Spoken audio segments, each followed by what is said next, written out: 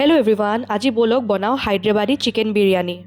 বিৰিয়ানী বনাবৰ কাৰণে মই এইটো চাউল ব্যৱহাৰ কৰিম। এইটো হৈছে লগন ভোজ বাসমতী ৰাইচ। ইয়াত মই 2 কাপতকৈ অলপমান বেছি লৈছোঁ চাউলটো। চাউলখিনি ফাৰ্ষ্ট মই লৈ পিনে ভালকৈ ধুই ল'ম। ধুই পিনে অলপ দেৰি তিয়াই পিনে থৈ দিম। আজি ভিডিঅ'টো অলপমান দীঘলীয়া হ'ব পাৰে, যিহেতু মই পুৰা প্ৰচেছটো দেখুৱাম, গতিকে আপোনালোকে স্কিপ নকৰি ভিডিঅ'টো শেষলৈকে চাই থাকিব।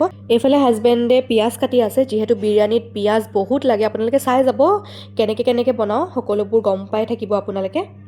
আৰু এইফালে মই ধনিয়াখিনি অলপমান কাটি লৈছোঁ, যিহেতু ধনিয়াৰো দৰকাৰ হ'ব। এতিয়া পেন এখনত অলপমান তেল দি এইখিনি ভালকৈ গৰম হ'বলৈ দিলোঁ। এই তেলখিনিত আমি পিঁয়াজখিনি প্ৰথমতে ভাজি ল'ম, যিহেতু পিঁয়াজখিনি আমাক লেয়াৰিঙৰ কাৰণেও লাগিব, মেৰিনেশ্যনৰ কাৰণেও লাগিব, গতিকে ভালদৰে গল্ডেন ব্ৰাউন হোৱালৈকে এই পিঁয়াজখিনি ভাজিম। আৰু পিঁয়াজখিনি এনেকুৱা ডিজাইনৰ আৰু এনেকুৱা চাইজৰ হ'লে ভাল হয়, মানে এনেকুৱা ধৰণৰ মিহি হ'লে ভাল হয় পিঁয়াজটো। এতিয়া পিঁয়াজখিনিত দিম জোখ অনুযায়ী নিমখ। এতিয়া এই পিঁয়াজখিনি আমি উঠাই পিনে বেলেগ এটা বাতিত থৈ দিম, যাতে এইখিনি আমি পিছলৈ ব্যৱহাৰ কৰিব পাৰোঁ। যিহেতু আমাক চেফ্ৰন ৱাটাৰ লাগিব, গতিকে চেফ্ৰন অলপমান মই পানীত দি পিনে থৈ দিছোঁ। এতিয়া আমি চিকেনখিনি মেৰিনেট কৰিম। চিকেনখিনি মেৰিনেট কৰিবলৈ প্ৰথমতে ইয়াত আমি দিম দৈ।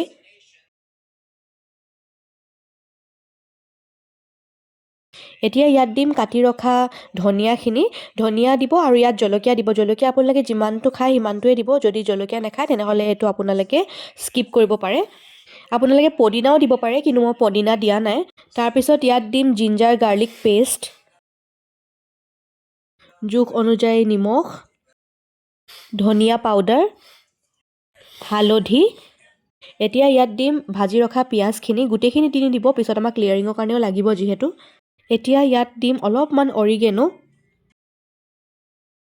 আৰু অলপমান ৰেড চিলি। এতিয়া ভালকৈ গোটেইখিনি মিক্স কৰি ল'ম। মেৰিনেট কৰি হৈ যোৱাৰ পিছত একেবাৰে শেষত মই ইয়াত দিছোঁ শ্বাহী বিৰিয়ানী মছলা আৰু এক চাইড কৰি ৰাখি দিম। বাকীখিনি কাম এতিয়া আমি কৰি ল'ম। এতিয়া বিৰিয়ানীত মিক্স কৰিবৰ কাৰণে আমি এটা জোল বনাম। এইখিনি বনাবৰ কাৰণে প্ৰথমতে আমাক লাগিব 1 কাপ গাখীৰ। ইয়াৰ পিছত আমি ইয়াত দিম চেফ্ৰন পানীখিনি যে বনাই ৰাখিছিলোঁ সেইখিনি দিম, কিন্তু গোটেইখিনি দি নিদিওঁ, তাৰ আধাখিনি দিম। এতিয়া ইয়াত দিম কেঁচা ধনিয়া, ইলাচি, ধনিয়া পাউডাৰ, জিৰা পাউডাৰ, জাবিত্ৰী আৰু ষ্টাৰ আনিছ।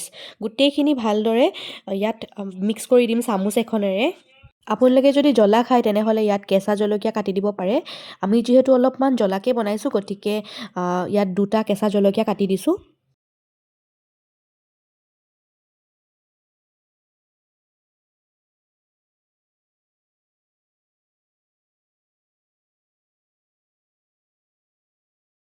এতিয়া ইয়াত দিম জোখ অনুযায়ী নিমখ, অলপমান চেনি, অলপমান ৰেড চিলি ফ্লেক্স, অলপমান অৰিগেনো দিম।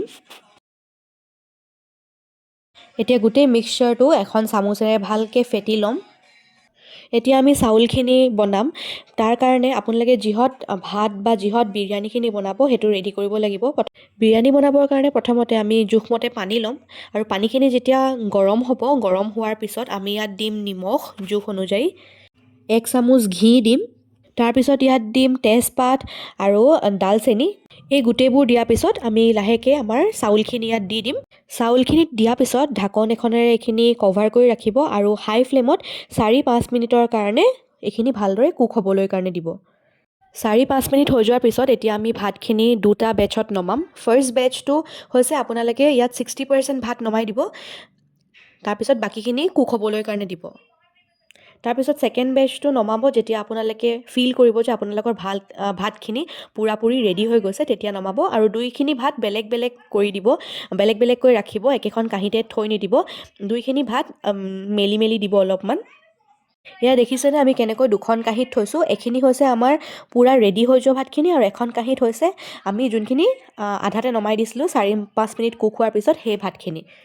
এতিয়া এখন পেন লৈছোঁ আৰু পেনত অলপমান তেল দি তেলখিনি গৰম হোৱাত মেৰিনেট কৰি ৰখা চিকেনখিনি ইয়াত দি দিছোঁ।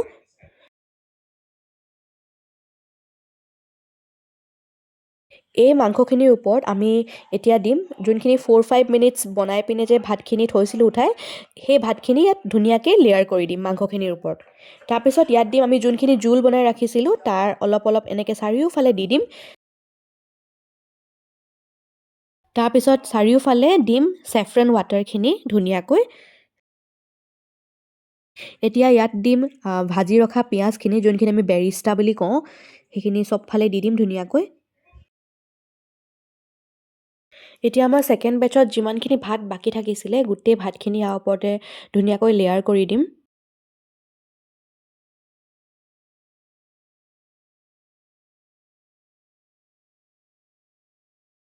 এইখিনি লেয়াৰ কৰি হৈ যোৱাৰ পিছত ইয়াৰ ওপৰত দিম ইলাচি আৰু ষ্টাৰ এনিছ।